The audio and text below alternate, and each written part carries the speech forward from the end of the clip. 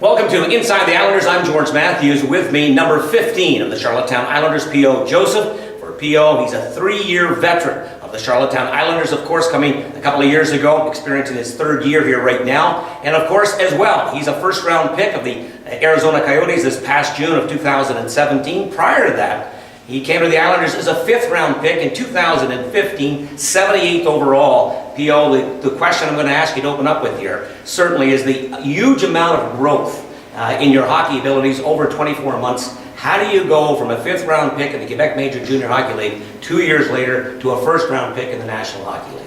I feel at first, whenever you arrive at the camp at 15, 16 years old, you're pretty shy. You don't want to put any expectation going through the camp, especially when you're a 5th-round pick. So I just wanted to come here, have fun, and I met a lot of great people who have bright future in front of them, and they take me under their wing, and then they bring me where I am right now. And obviously during the summer as well, I have the chance to be with my brother and everything, and just being here and playing with a lot of superstars like Dongas Frank, Schlappick, Melage, Brisebois, Cooper, even him, he brought me a lot in my life, and you just want to keep looking forward all the time. You just want to practice every day like it's your last practice. You just want to compete like you want to be at the other level, and just playing with these guys and playing in that great league, it just brought me where I am right now. Right off the bat, for those viewing this video, you can see the positive energy that P.O. brings to his game and as well to the franchise here in Charlottetown. But there's more to it than that. You get a strong base growing up in Quebec. Your family is awesome.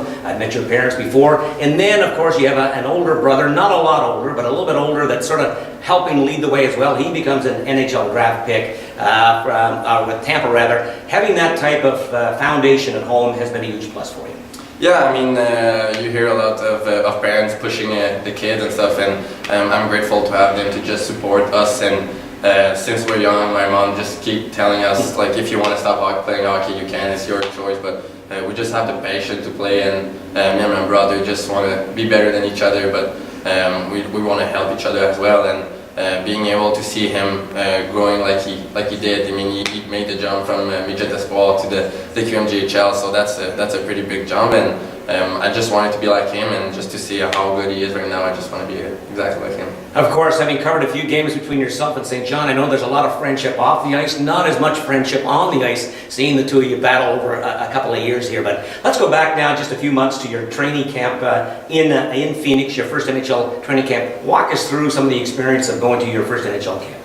It was a little bit nervous at first, jumping there and having all the attention. Like I'm not really used to that, and when you arrive there, you just meet a lot of great people, and had the chance to be there a week before just to practice with the guys, and just to see the preparation that these guys have before practice, before workout, and before games. It's just amazing, and he brings me a lot to my game right now in my preparation, and you just see the big step that it is between the junior and the NHL, and I wish everyone can see that in their lifetime, and just being there and playing with these guys, it brought me a lot, and having the chance to talk with some great players like Max Domi, Anthony Duclair, and Olivier Mallarson, and to see them on the ice as well, it's pretty exciting, pretty fun. When you go to camp, of course, years ago, the NHL would be an older league. Not so much the case right now. It's very much a youth-oriented NHL that we see. A lot of young players there, which allows you to climatize a little quicker.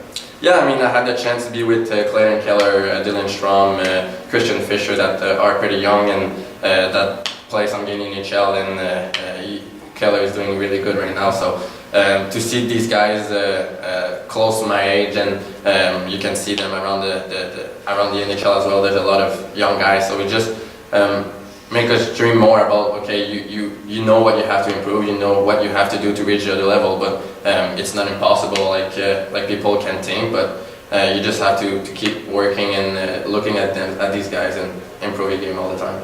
NHL is big business, big marketing, of course, as well, and I do believe you get a chance to throw the opening pitch in a Diamondbacks game. That had to be a thrill as well. Yeah, I mean, it was different. I mean, I saw it on Twitter that I had the chance to go there and meet the first pitch and meet the guys before the game, and it's just different different feel for sure, different game. Honestly, it was a great feeling, and I will never forget that. Yeah, pretty special, there's no doubt about that. But when you look at the young players in Arizona, the growth that they have shown almost immediately, and you mentioned off a couple of names such as Max Domi, you come back here immediately.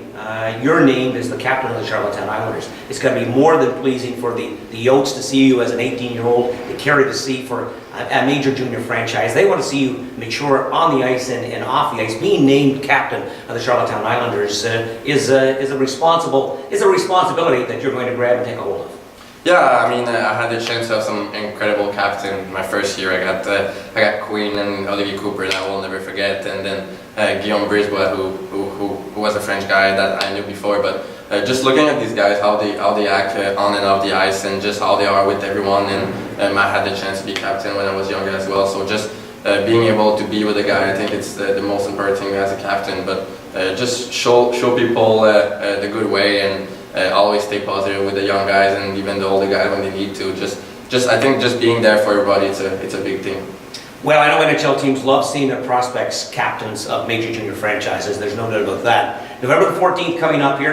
This is a big year for you, 2017. Huge, obviously, being drafted, not in the NHL, but just in the first round. That's terrific. But here on November the 14th, we've got a Canada Russia Series, Quebec Major Junior Hockey League game, taking on the Russian national team here. Again, on November the 20th, your first experience on the international stage. Walk us through that as well, and the potential possibility, of course, of perhaps playing in the big tournament in December. Yeah, I mean, me and my brother, we never really did the U18, U17 and stuff like that, but it didn't come to our mind that we had to be negative about it. We just want to keep it to our game and stay positive all the time, and just keep it improving. And then I saw my brother was able to play last year, and he did great. So being able to represent the QMJHL for that event is going to be crazy, and especially when it's at home, and it's just you just want to be in the big tournament, like you say, and we just want to show that what we can do at this two games. What a great opportunity to play at home, though. You're familiar with the building. Of course, you'll have the full support of the crowd behind you, and you would no matter when you're in Moncton as well, playing in this series. But just it's all that much more comfortable to play at home. Yeah, I mean, I've been playing here 3 years, and the fans have been incredible for these years, and it's super nice to be at home and to be in my root show, I can say, and being able to have the fan behind us and behind me as well, it'll be incredible. Now, of course, when you look at the Charlottetown Islanders and getting that opportunity to play in this All-Star game, for the most part of what it is, but for the Islanders, for years prior to the Islanders, a bit of a struggle developing NHL talent. Now, all of a sudden, since almost a year prior to you getting here, now there's been a significant number of NHL players making their way to the NHL through the Islanders organization. You could talk about Ross Johnson, Antoine Bibeau, you've got Chalapik, Sprong, Sammy Blais. There's 5 right off the top of my head. You're looking to come next in line as well. Being part of the Islanders organization and seeing how they develop potential NHL talent is a nice feeling for you. Yeah, I mean, like you say, these guys are getting closer and closer to the NHL, and I can think about Dossi as well, Brisebois, Meloche, and even Beauchemin had a contract this year. And I think for a French guy to come in the Maritimes and being far from home at first, it's scary, but when you see how nice the organization is, and how they care about you, and how they prepare you for the next level, it's just you want to go, and you want to come back here, and you want to get up in the morning and go to work. And having Kev and Spide and these pro guys as well, it's helped. But looking at Spronger for the last 2 years, and looking at Samuel when he first came here, and it's just incredible, and you just want to be like these guys. You just want to improve with these guys and make them improve as well. So we just want to bring everybody to the next level. Certainly for yourself or anybody else coming through the Islanders organization to see that they can leave this hockey club and move into the NHL eventually. Some getting there a little quicker than others. That's going to be, again, a bit of a confidence boost for you. Yeah, I mean, I can see that Chalapik made his first debut in the NHL last week, and Daniel Sprong play as well. So you just want to keep improving, and just thinking about when you're going to play, and you have to be ready for that moment as well. Now, just a final question on the Charlottetown Islanders this year. A lot of offense gone from last year, but when you look at the team this year, just coming off a 6-game winning streak, when you look at this hockey club here right now, it's a team that looks like if it works really hard, if it's healthy, it's got a chance to compete.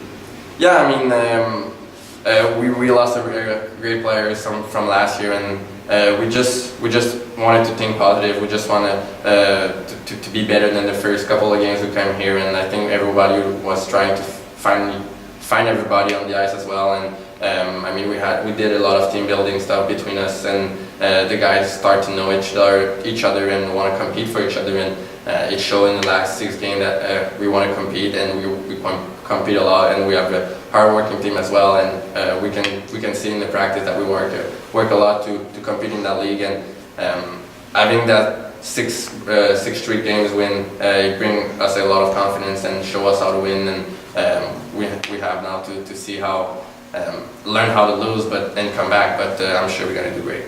Of course, just a bit of a historical note here as well for P.O. Joseph. He's the first player drafted from a major junior franchise here on PEI from the Islanders or through the Rocket to be a first-round NHL pick. And of course, he was the 23rd pick by the Arizona Coyotes this past June of 2017. For number 15, P.O. Joseph, for Inside the Islanders, I'm George Matthews.